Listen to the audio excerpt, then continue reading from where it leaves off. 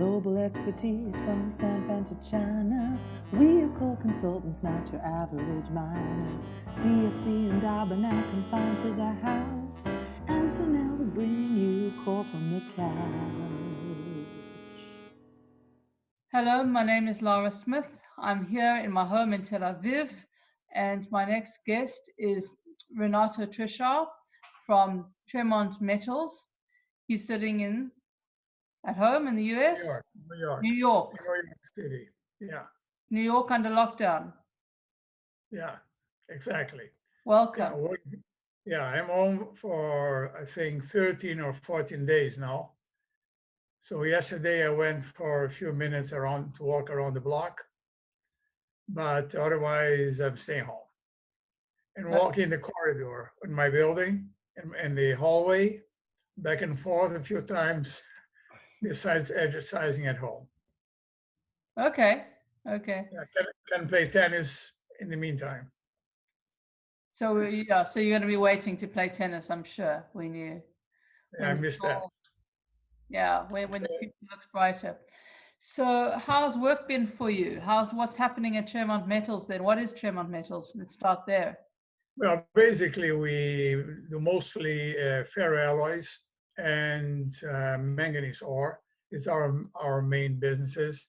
Among the ferroalloys, ferrosilicon, mostly from Brazil to the US.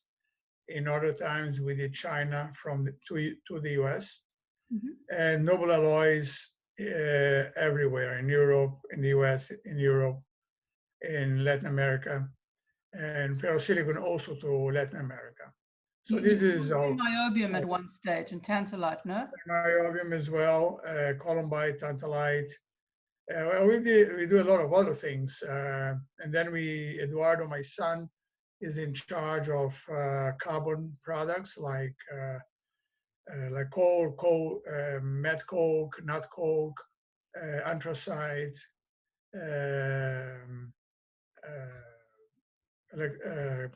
electrodes, and so on. So that's the core of our business. All right. And how's the markets been during this time? Well, bad, thank you. Well, are we closing deals? Are we managing to get cargo out? Or is cargo coming? Well, yeah, the ferroalloy business, actually the ferrosilicon business in the US has been pretty good until last week. Almost, I could say, until Monday. I don't know what time, but all of a sudden everything stopped. Right. This is when the steel mills started to announce shutdowns and cancellations. And I believe that some cancellations spooked the traders, and so all of a sudden has been very, very quiet. Prices went up until now. Now I actually don't even know exactly where prices are at this moment. And so that's the situation of ferrosilicon in the US. Manganese ore, on the other hand, because of the shutdown of South Africa, has been very interesting. I source mainly or almost only from Brazil, and which has their own problems. But it has been good in the last 3 weeks or 2 weeks. I finalized a few contracts with China and India. The price in China has increased for ores recently because they've been running down their inventory, right? Yes, and also has not been. Sorry. There's been a lot of panic buying there. Yeah, there has not been shipments from South Africa. At least there are still some shipments from South Africa, but not from the mines to the port. So material that was at the port apparently are still being shipped out, but no material for the time being is going from the mines to the port. So the inventories in China has been going down from about 4.7, 4.8 million to about 4.3 million. And so the Chinese all of a sudden came to the market. And however, I'm selling small quantities because it's also very difficult to coordinate reliable supplies, bigger quantities from Brazil. So right now I made shipments of 2,000 tons, 3,000 tons, 1,000 tons. And as I said, I did 2 business with China, 1 with India in the last 1 week and in last week. And so the biggest problem in Brazil is to find material from reliable sources. And the cost to bring the material in Brazil from the mines to the port area is expensive and not reliable. And so the people in Brazil don't have the money to finance that. I'm sorry. Okay. And so basically that's the situation.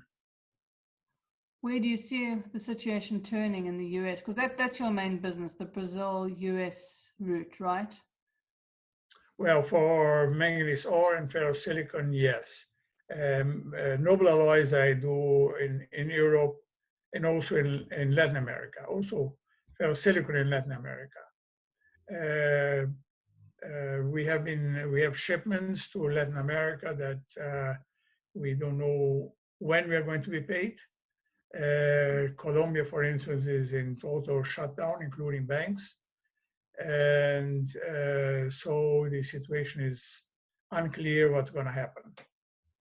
And in the US, as I said, since end of last week, early this week, the situation changed because many steel mills shut down operations or reduced production, and including not canceling withdrawal of inventory or postponing at least. And so traders that has inventory don't know exactly what to do. So that's basically how it is here. And they've given no indication, I mean, as to whether how long the lockdown period will be or when they will restart in South America. In South America, no. In South, well, everybody's talking about April 30 as a target. It will depend how the situation will evolve. Here in the States, the same. I mean, the president are targeting at April 30, but it was April 15, now it's April 30. But it will really depends on how the situation evolves. Here in the US, the growth of people that are contaminated and death has been reduced. The growth has been reduced. Positive, okay. Yeah, this is, your optimism sees it as a positive. And so it's like a celebration. Yesterday, only 1,000 people died. Great. So, but unfortunately, that's how the situation is. I'm sorry. So I believe that, so if it is plateauing and today is still April 9th, hopefully by the end of the month, business will start to be getting into activity again, or more activity. So far, as you know, and many other places in the world, New York is totally shut down, except for stores that sell food and pharmacies, like probably everywhere else in the world almost. Streets are totally empty, and unemployment huge. And so everybody's really making an effort to have things corrected as soon as possible. Yeah. And where do you see prices going? Let's assume a post-COVID world. Where do you see prices for noble metals, for ferroalloys? Do you see demand picking up immediately? Do you think it's going to be a delay? Well, I don't think it will be a V-turn because remember that Europe was in recession anyway, or going into a recession or close to recession levels. And so this is a factor that will not change.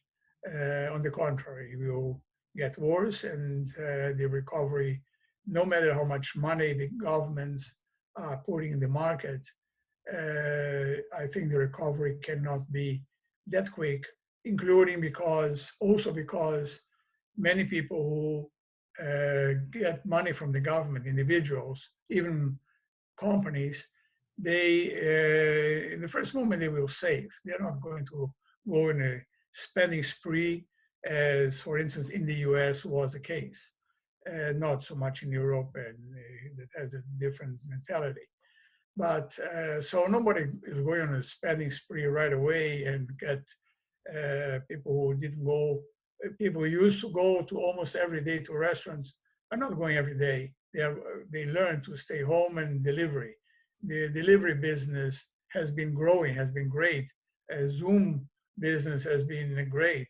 And so there are certain businesses that are benefiting. But in general, I don't think that the recovery will be quick in the US, much less in Europe. And actually, even in China, the recovery has been slow. So we have to take China as a parameter because they were the first ones. So with all the probable lies that we heard about how many people were contaminated or how many died, but the fact is that the pace of back to normal has been relatively slow, and after about 1 month, I think that business is still not normal. And only now, I read that only yesterday, 2 days ago, yesterday, Wuhan was open, was definitely open to people to come in and out. So I don't think that we will see a V recovery. Of course, there will be a recovery, but it will be a little slow. Right, right. Okay. And then what's going to happen with Tremond Metals, with your business? What do you predict for it? What do you have planned? Is it just going to continue the way you've been doing, existing customers, growing their customer base? Well, right now I'm focusing on manganese ore. This has been 90% of my time. It's very, very time consuming, very, very exhausting. It's not like selling ferrovanadium back and forth, which is a quick intertrade business if it's intertrade even to consumers. So it's a very, very time consuming business, but so far it's the only thing that's really working. Ferrovanadium in Europe are doing a little better, mostly because the shutdown of ferrovanadium production in South Africa, and also apparently Everest are not selling, in Russia, kind of forcing higher prices. So ferrovanadium has been doing well in the last week, but nobody knows how long. Moly is kind of stable, quiet, and manganese metal is at a very low level. I don't think that the increase in manganese ore prices will influence manganese metal prices. And what else? Well, ferrotungsten is a small bit. Manganese for batteries. Do you think that's a growing market? And Brazil could play into that because it's got high grade, no?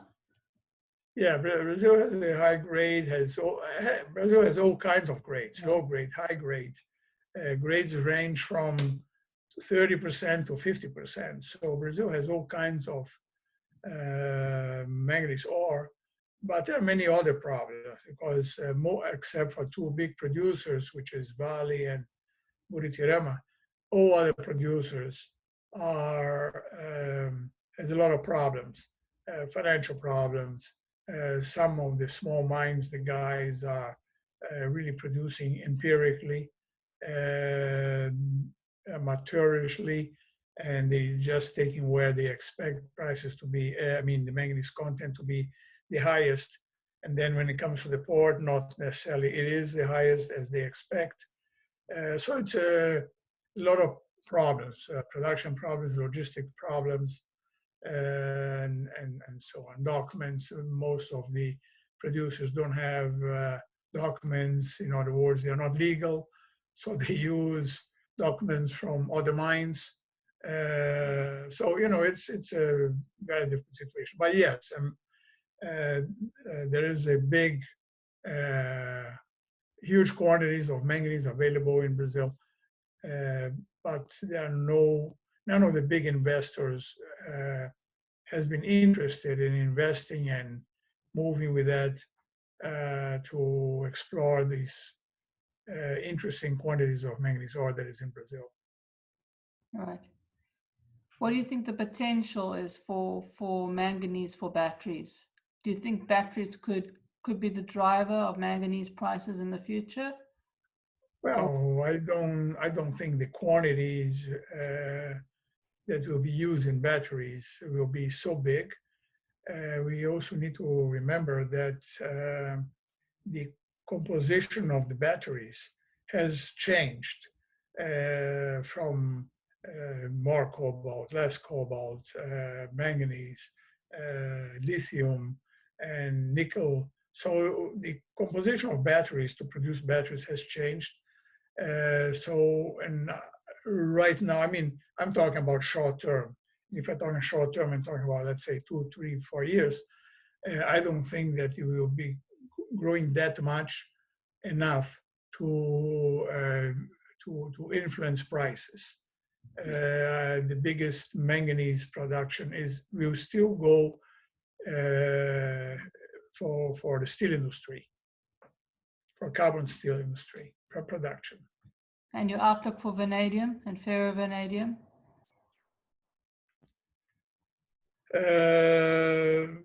Again, will depend on steel production. I mean, again, vanadium goes mostly on construction steel and rebars and pipelines. So infrastructure. I hope, not because of vanadium, but in general, I hope that governments will start quickly investing in infrastructure, especially in the US, because we are so much delayed compared to Europe, for instance, not talking about even China, but even compared to Europe, the United States is very late in updating its infrastructure. So I hope in the United States, after this package is distributed, that investment will be done to infrastructure. Since Obama administration, this has been the goal. At that time, Obama administration hasn't been able to pass a infrastructure package, and the Trump administration didn't do anything about infrastructure as well. So this is really the most important things, because it generates a lot of employment, and it generates a lot of growth. Yeah, I mean, and we would expect some kind of infrastructure package to restart the economy, to kick the economy off after this whole COVID-19. You've got monetary easing, you've got low interest rates. That's one of the tools in monetary policy's armor, and then government can do their bit by boosting infrastructure development. Yeah. So I think that's the best solution. It would have been, I mean, government had to give money to people right away. And of course, infrastructure takes some time for planning and development. So it takes time. It's not an immediate effect, but it should start right away. And there are a lot of projects that has been stalled. In the US, for instance, a speed train from San Francisco to Los Angeles. The project is there, but there are a lot of environmental obstacles, and the Trump administration, for reasons that I don't know, but possibly because California is a vote Democratic. He stopped that project. So, you know, there are a lot of projects that could start right away. Plans are there, but it needs the federal government to take the initiative. Yeah. All right. Are there any other comments? Any other last comments from you? Lara, great talking to you. You take care. Okay, take care. Thank you for putting it together. Take care. Bye. Bye.